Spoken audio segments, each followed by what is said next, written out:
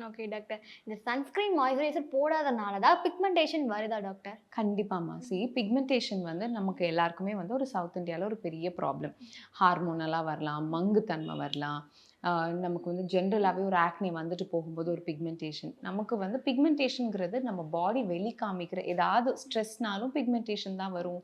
ஏதாவது புண்ணு வந்தாலும் விட்டுட்டு போற சுவடும் பிக்மெண்டேஷன். ஸோ வி ஆர் நம்மளோட ஒரு ரெஸ்பான்ஸே வந்து பிக்மெண்டேஷன். பிகாஸ் நமக்கு நெறைய மெலனின் கன்டென்ட் இருக்கு பாடில. முக்கியமா வந்து சன் வந்து ஒரு ஒரு main factor where it will make it 10 times worse. So அதுதான் வந்து இப்ப எல்லாரும் நெனச்சுக்கிறோம் சன்ஸ்கிரீன் வந்து டேன் ஆகாம இருக்கிறதுக்கு அப்டின்ட்டு. அது மட்டும் கிடையாது சன்ஸ்கிரீனோட வொர்க். ஸோ டேன் ஆகாம இருக்கணும், பிக்மெண்டேஷன் நமக்குள்ள இந்த கொலாஜன்னு ஆ. சொல்றோம் இல்லையா? அதுதான் ஃப்ரேம் ஒர்க். நம்மள எல்லாமே வந்து ப்ளம்பா வச்சுட்டு, நம்மளுடைய எல்லா எங்கெங்க என்னென்ன இருக்கோ கரெக்ட்டான பிளேஸ்ல இருக்கிறதுக்கு காரணம் அந்த கொலாஜன் மெஷ் தான். ஸோ இத போய் டீகிரேட் பண்ணிருச்சு அப்டின்னா, அப்படியே சாகிங் வர ஆரம்பிச்சுடும். ஸோ இதெல்லாம் தான் காரணம்.